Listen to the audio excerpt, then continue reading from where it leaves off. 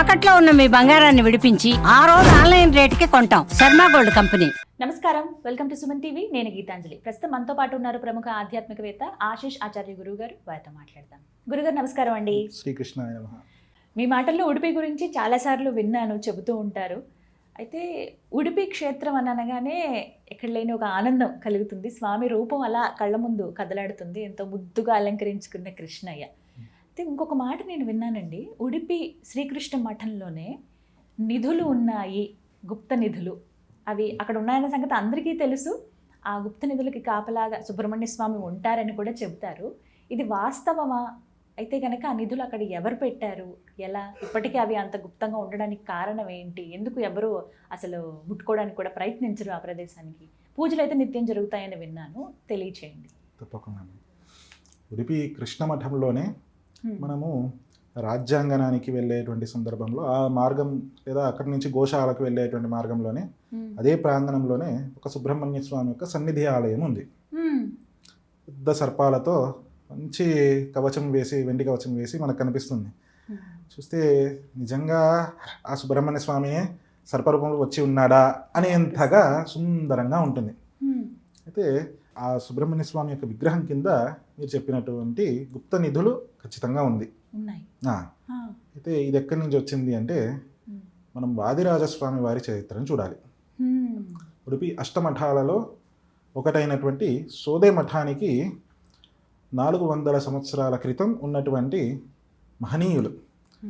ఇప్పటికీ ఆయన ఇప్పుడు ఏ విధంగా అయితే రాఘవేంద్ర స్వామి వారు సజీవంగా ఆయన బృందావనంలో ప్రవేశం చేశారు, ఈయన కూడా సజీవంగానే బృందావనంలో ప్రవేశం చేసి ఈయనకి 5 బృందావనాలు ఉంటుంది.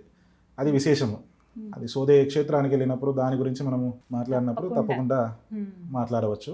అయితే ఆయన సంచారానికని వెళ్తున్నప్పుడు ఉత్తర భారతంలో బద్రీ సంచారము, అలా కాశీ ఇత్యాది క్షేత్ర సంచారం చేసేటప్పుడు కాశీకి వెళ్ళేటువంటి మార్గంలో ఒక సుల్తాన్ యొక్క కుమారుడి సమాధి పైన ఈయన వెళుతూ ఉంటారనమాట. ఇక్కడ ఆయన కూర్చొని ఆసీనులై ఆయన యొక్క అనుష్ఠానం చేసుకోవాలి అనుకుంటారు. అదే సందర్భంలోనే కొద్దిసేపటి ముందే అక్కడ ఆ సమాధి అయి ఉంటుంది.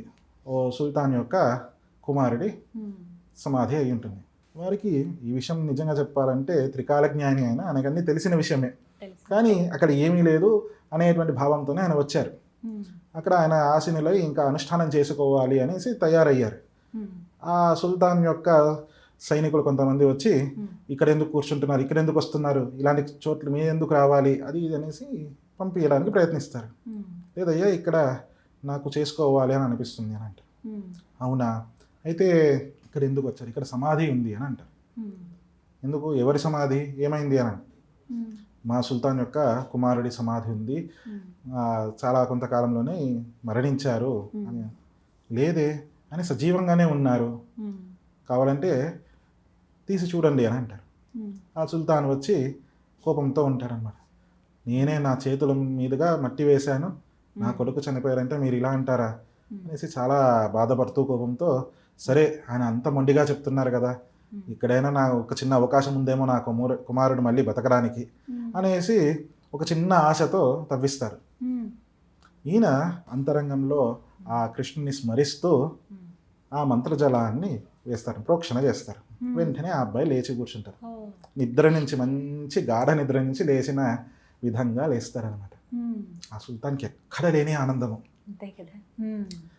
తన సర్వస్వము నేను మీ పాదాల దగ్గర పెట్టేస్తాను అంటూ ఆయన చెప్తే, సన్యాసినయ్యా నేనేం చేసుకోవాలి, నీ రాజ్యం కానీ నీ సర్వస్వం కానీ నేనేం చేయాలి, సర్వసంగ పరిత్యాగిని అని చెబుతారు. లేదు స్వామి తీసుకోండి అని ఒక సంచి నిండా నిధిని ఇచ్చి పంపిస్తారనమాట. ఒక పేటిక మొత్తము నిధి ఇచ్చి అన్ని ధనము, వైడూర్యాలు, ముత్యాలు ఇత్యాంటివన్నీ ఇచ్చి పంపించగా ఆయన అక్కడి నుంచి కాశీ క్షేత్రానికి వెళతారు వాదిరాజుల వారు. అక్కడికి వెళ్ళిన తర్వాత గంగా స్నానం చేసేటప్పుడు ఇవన్నీ కృష్ణార్పణం అని అంటూ ఆ గంగలో వదిలేస్తారు. మరలా వస్తున్నప్పుడు ఈయనని దర్శించుకుంటారు ఆ సుల్తాన్. అంతా నమస్కరించి ఆయనకి పాద పూజలన్నీ చేసి ఆ తర్వాత, స్వామి ఇక ఆ నిధిని మీరు కృష్ణ సేవకి వినియోగించండి అంటే, లేదయ్యా నేను అది కాశీ క్షేత్రంలో గంగలో వదిలేశాను అని అంటారు.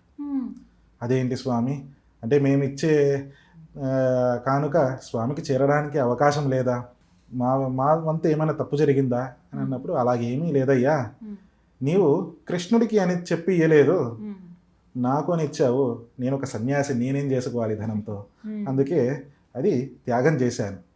ఇప్పుడు కృష్ణుడికి అని చెబుతున్నావు కదా, ఖచ్చితంగా ఉపయోగిస్తాను అని అంటారు. మరలా ఇంకొక పేటిక నిండా ధనాన్ని ఇచ్చి పంపిస్తారంట.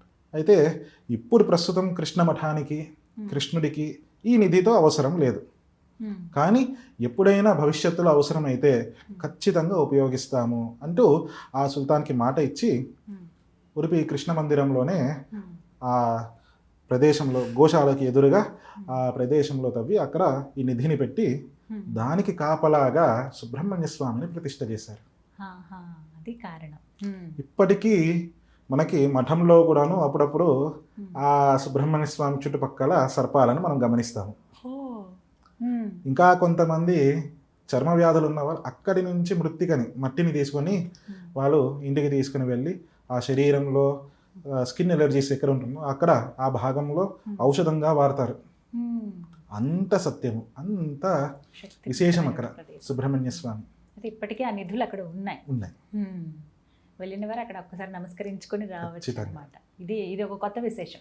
ఎందుకంటే వెళ్ళగానే ఖచ్చితంగా కృష్ణయ్య గురించే మాట్లాడతాము. మీరు చెప్పిన విశేషంగా ఉన్నటువంటి 8 దేవాలయాలు, దుర్గమ్మ వారి సన్నిధి ఇవన్నీ చూస్తాం. కానీ ఈసారి అక్కడికి వెళ్ళినప్పుడు, ఉడిపి వెళ్ళినప్పుడు అందరూ ఇక్కడ కూడా మరొకసారి దర్శించుకొని రావచ్చు అనమాట. అవునండి, చాలా చక్కగా తెలియజేశారండి. ధన్యవాదాలు.